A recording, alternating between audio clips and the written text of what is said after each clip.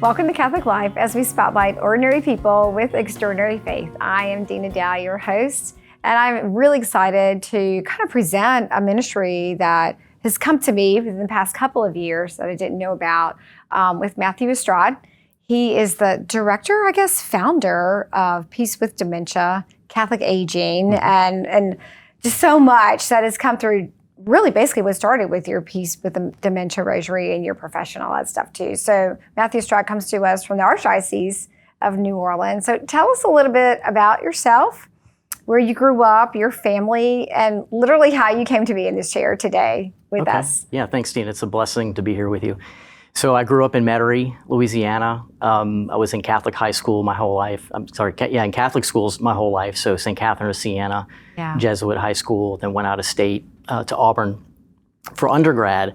And then not long after graduating, came back to the New Orleans area where I met, I met my wife while I was working and living in Alabama, but she's from Louisiana. So came back here to see how that was going to go, and we ended up, praise God, got married. Oh, yeah. Have 3 beautiful children, and we live in Covington, Louisiana right now. Oh, beautiful. Yeah. What's your profession? Did you go back to grad school after Auburn? Yes. So I earned a master's in business from UNO, and I still didn't really know what I wanted to do, but I knew that I enjoyed teaching, and I wanted to get into healthcare. I really liked people and the whole idea of healing everything, or inside and out. So started working in healthcare, in training and development. So doing like HR classes, leadership development, and interpersonal skills and things like that. And then Katrina comes for all of us, and that certainly turned our world upside down, like most people, I think. Yeah. And so I felt this calling to explore this idea of working with older adults. And then through some research, I realized that, hey, you can get a degree. It's called gerontology. Yeah. It's the study of aging. It's not geriatrics, which is the medical side. Gerontology is more sociology, psychology. So I found a great program here in our own state, the University of Louisiana at Monroe. Yeah. Wow. So called up the professors up there just to kind of explore it and see if it was what I thought it was. And I was just very blessed to have been speaking to these gentlemen about that. So in about 2006, I started the program, and it's completely online. So just started that, still working full time, raising children with my wife. And it took me 11 years to finish. Wow, that's great. But by the grace of God, I did finish. Is this a PhD or an undergrad? This is a master's right now. So maybe a PhD's in the future. We'll see what God has to say about that. So you're technically a gerontologist then. Would that be a good term? It is, yeah. Oh, that's great. So when did you, so as you're doing that, I'm sure you're being inspired, because when we are learning, right, things start coming our way. And how did the Lord inspire you and move you to do what you're doing today? So it was really interesting. I think a lot of times we're not looking, but God is putting us on a path. He's nudging us and steering us. And in 2015, I started leading support groups, facilitating support groups for our Council on Aging in St. Tammany Parish. Yeah. And I noticed that there was a high percentage of Catholics that were coming to the group. And so, because the Council on Aging is sponsored by the state and federal funds, it's secular. There's no faith involved in it per se, but we can talk about it. If they want to bring it up, we can certainly talk about it. So people were coming in. They said, "I go to St. Jane Parish. I go to St. Peter Parish in Covington. I go to Mary Queen of Peace." So this is kind of like bells are starting to go off in my head. And I started thinking about, what does the Catholic faith say about dementia? What does the Catholic faith have to say about aging? Because throughout my Catholic education, we never really thought about it. Yeah. It was never really explained, but there's a lot out there I'm starting to find. So the first blessing was to find that, so I Googled, is there a caregiver for dementia? I'm sorry, is there a patron saint for dementia? Yeah. So we find Saint Dymphna, her feast day is on May 15th. So that was a huge thing. And then I was like, well, is there a patron saint for caregiving? And of course there is. That's Saint John the Evangelist. Yeah, that's right, because of the Blessed Mother. Absolutely, right? that is right there. That's that connection. Okay. So finding these saints, they make appearances in our lives, and even if you find them via Google, they're making an appearance to you and trying to tell you things. So then I started looking for books, for Catholic books, and there are plenty of Christian books, I think, just broad Christian books. But I didn't, and there's one or two at that time that I found that were Catholic, but they weren't. And while they are good, they weren't exactly what I was thinking. And what I was seeing through the support groups in other areas is that, perhaps there's we need a primer on cognitive impairment, on dementia as a whole. Yeah. Some of these lessons that people are going to learn along the way. Maybe we can introduce them even in a small way in the beginning. And what if we also brought it around the mysteries of the Holy Rosary? So that's really what the book attempted to do, and I hope does, is bring people to the Rosary. And I know there are non-Catholics that have appreciated the book, and it's been an opportunity to let them know about our Blessed Mother and learn about all these special events in our Lord and Our Lady's lives. Yeah, that's beautiful. I was kind of perusing the website, and I was thinking about the challenges for those that are aging. What are the greatest challenges of our older adults in our community? What do you think that would be right now? Well, so the first thing I think we all think of is our bodies. Yeah. Over time, we will all, just things aren't working as they used to. Yeah. We become more frail. It doesn't mean that we're frail, but just becomes, as we get older, that just happens to us.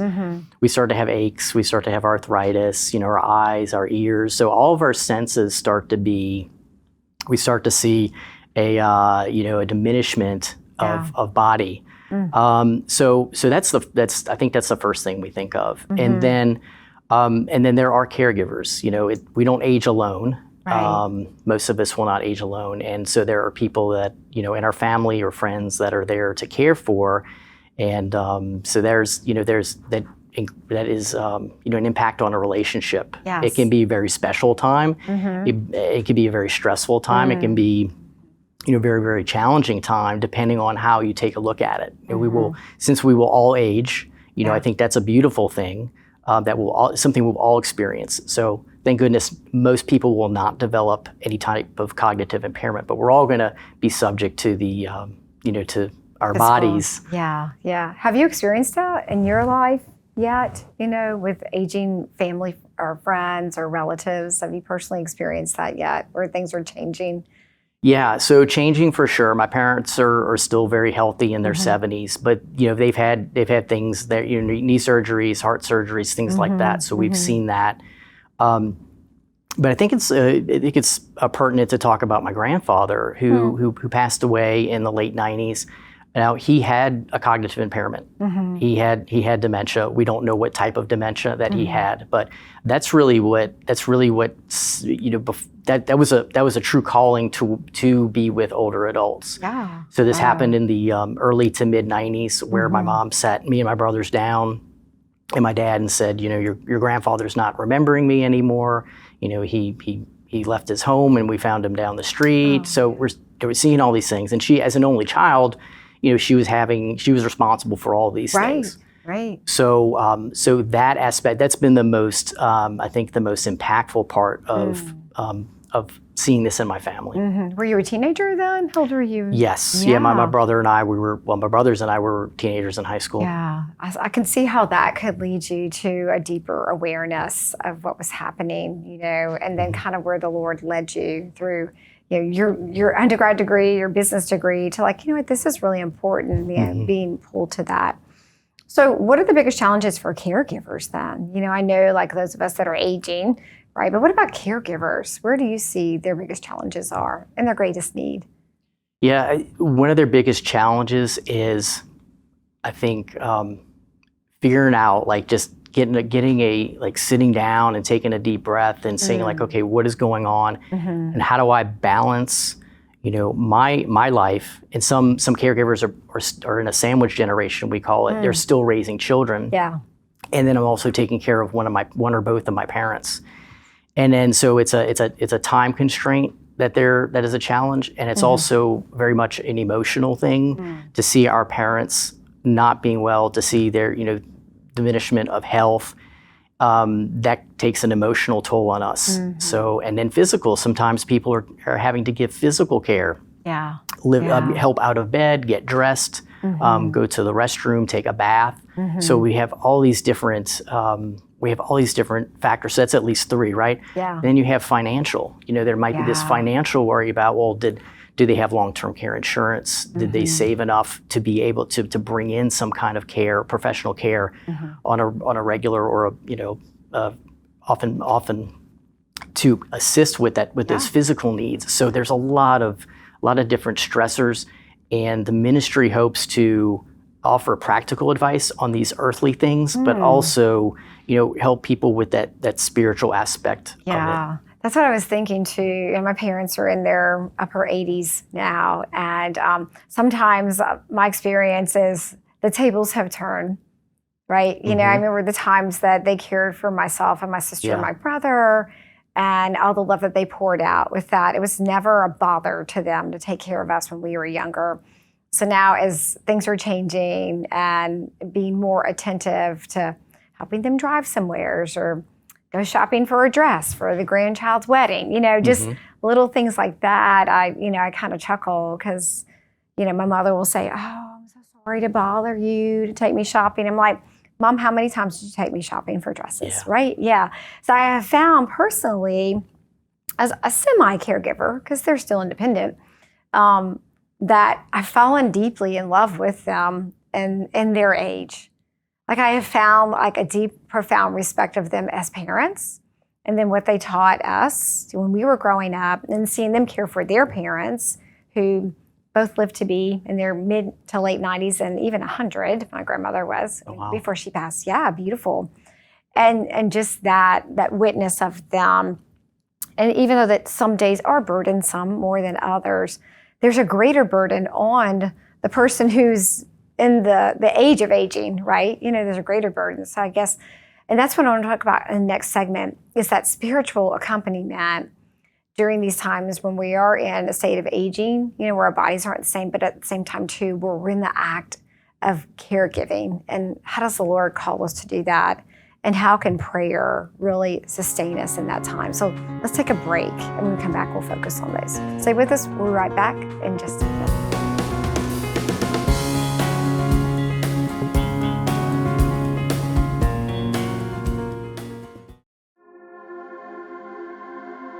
Buying local products should be about freshness, and that's what we do here at River Road Coffees. We get our coffee on the shelf within about a week, and maximum, it comes off the shelf in 3 months. We don't even think our competitors get it on the shelf in 3 months.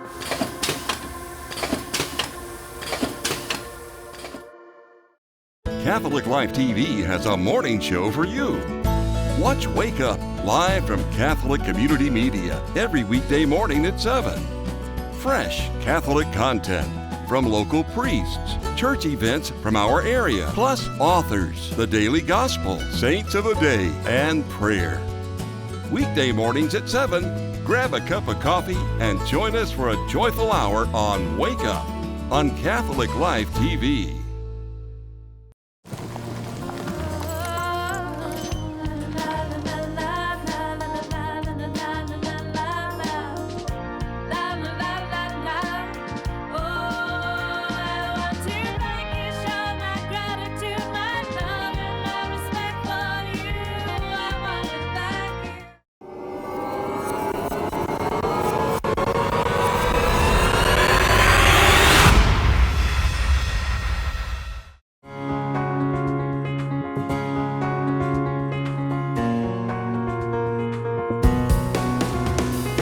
Welcome back to Catholic Life as we spotlight ordinary people with extraordinary faith. I am Dina Dow. Here with me is Matthew Estrade, who is, I guess I want to say, the founder of Peace with Dementia Rosary, and also to Catholic Aging. And the website is catholicaging.com. That's right. So all that we're talking about and more so can be found on that website. So I want to continue that conversation. We were closing off with talking about like the physicalities of accompanying someone who's aging, and also the older person themselves too. But let's talk about the spiritual component of this, how the Lord leads us to ourselves age, right? And then walk with those that are aging too. So tell us a little bit about your inspirations on that spiritual level. Yeah, so the spiritual, I go into this, as I said in the first segment, I go into this ministry and found it based on people coming, to support groups and seeking, this practical tips and support and fellowship. And I've learned so much about the Catholic faith and how beautiful it is as I kind of like enter this world of, of suffering, of aging, of all these things that the world doesn't want to really think about or talk about it anymore. Yeah. And it's just beautiful to see how much of a foundation our faith is for that. How faith is, I think that as we age, we have more time, just practically speaking, and it's time to turn up our prayer life. It's time to, make sure that we're prepared for our eternal reward, whatever that is, and we cooperate with God's will. And the same thing can be said for the caregivers.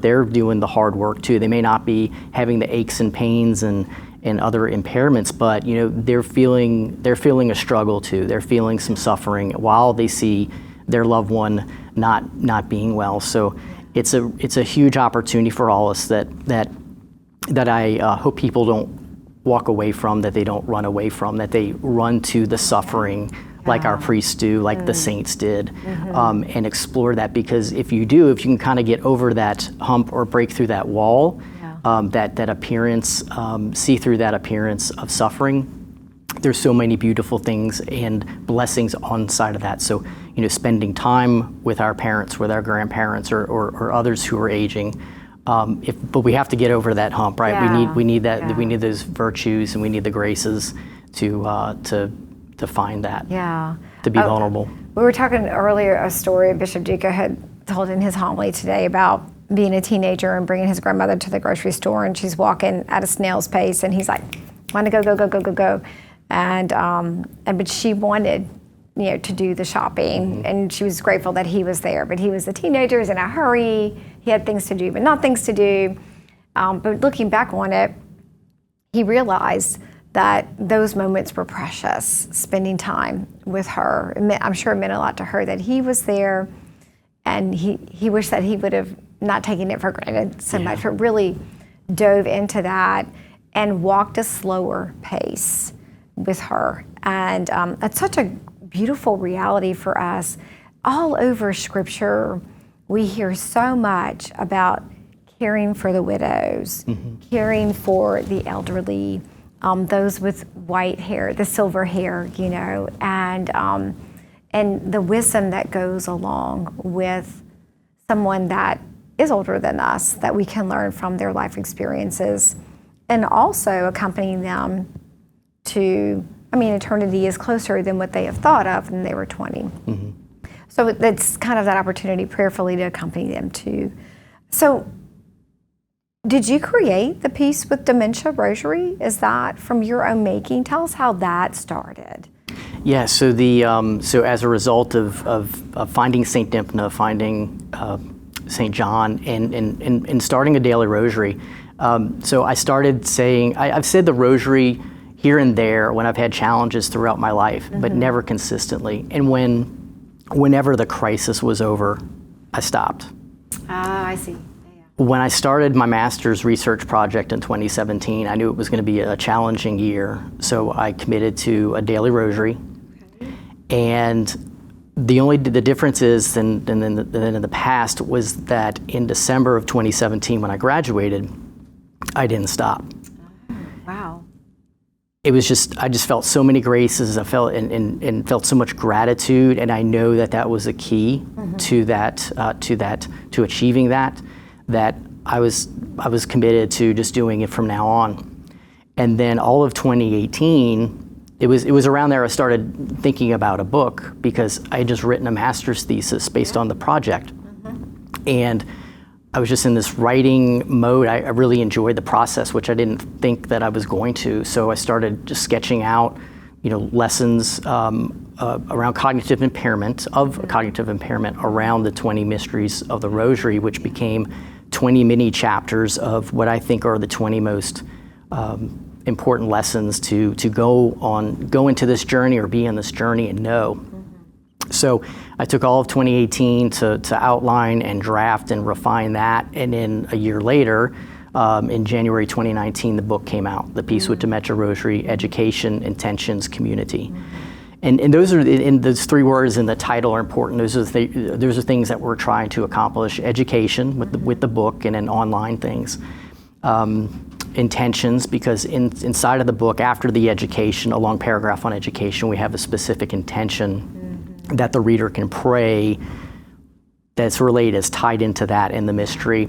And then community is that we're not going to all do this alone. This is our families, this is our church parishes, our dioceses, and I built that idea of community into the website. So after the book came out, again, I wanted to write and do more, and then felt the need to promote the book. And the way you do that is to write a blog and do videos and stuff. So some very talented people helped me design a website. I even though I'm the founder and still the one person, I have so many people that contribute and that we hire and get to work on projects. So it's such a beautiful thing that, it's not just, I can't do this by myself. Right. So the website turned into a blog and a video podcast, and these are all free. These are all free resources for people. And of course, if they feel called to get the book, then go ahead and get the book. Yeah. But we try to have all these things for people to access our faith and these earthly lessons. Mm-hmm. What do you discover in your video conversations or your podcasts? What are you discussing in those that people can? Because I know you've got them listed like back, the archives. So what can they expect, or what can they look for if they're seeking information or just inspiration, comfort? Like, what are your podcasts about? Yeah, I aim for all of those things, for education, for comfort, and for inspiration. We've had physicians on there. We've had theologians that introduce the idea or explore the idea of redemptive suffering. Something that I think a lot of people they may not have a deep knowledge of, but when they do, they start to see the Lord working in their life, even when there's some pain, even when there's suffering and sorrow. Most recently, about a week ago, we recorded a video with Dr. Dan Schneider. He's an instructor at Franciscan University in Steubenville. And of all the topics that you can have in aging and caregiving, it was one I never really thought about before until maybe 9 months ago, and that's spiritual warfare. Oh, wow.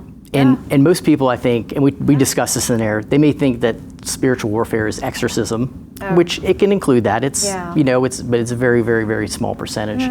But just like having the prayer life, having your life ordered to prayer, forgiveness for people, because this is going to, caregiving and aging stirs up family dynamics, family history.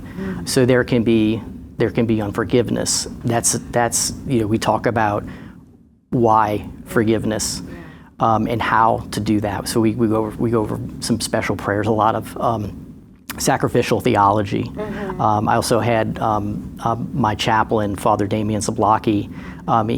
This is about probably a year and a half ago. We talked about that thing. We talked about not being, so caregivers are not to be doormats. Of course, we do a lot of work as caregivers, but that doesn't mean that you have to accept that a sibling might not be helping.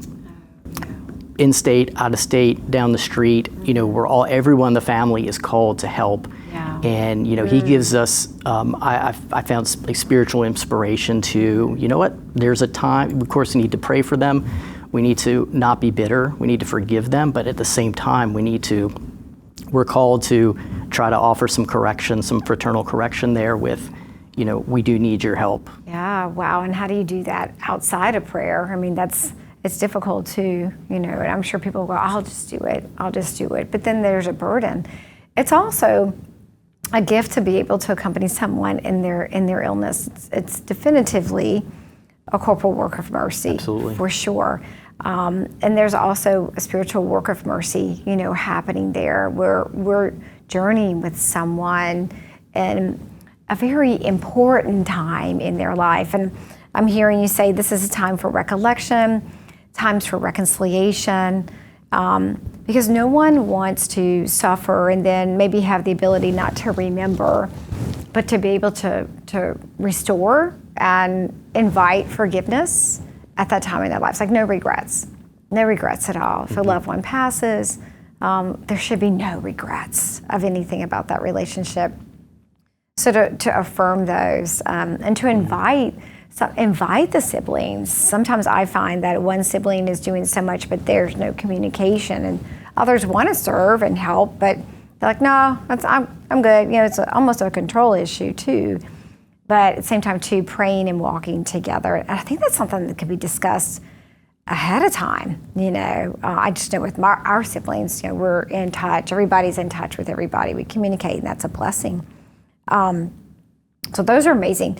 There's also, in the last couple of minutes, we have other resources on the website for more information about inviting you to come and speak at parish missions, conferences, clergy workshops are amazing. One-on-one advice to diocesan workshops, parish ministries, family support group facilitators, I think, are wonderful. Of course, the Peace with Dementia Rosary book itself, and then televisits through mycatholicdoctor.com. All of those are found on the catholicaging.com website.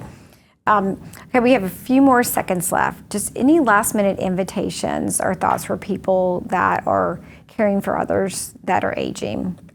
Yeah, you just a moment ago, you mentioned the corporal works of mercy and the spiritual works of mercy. And I think that a good place to end is to just to emphasize that. It is so important. I think we think about what is seen, right?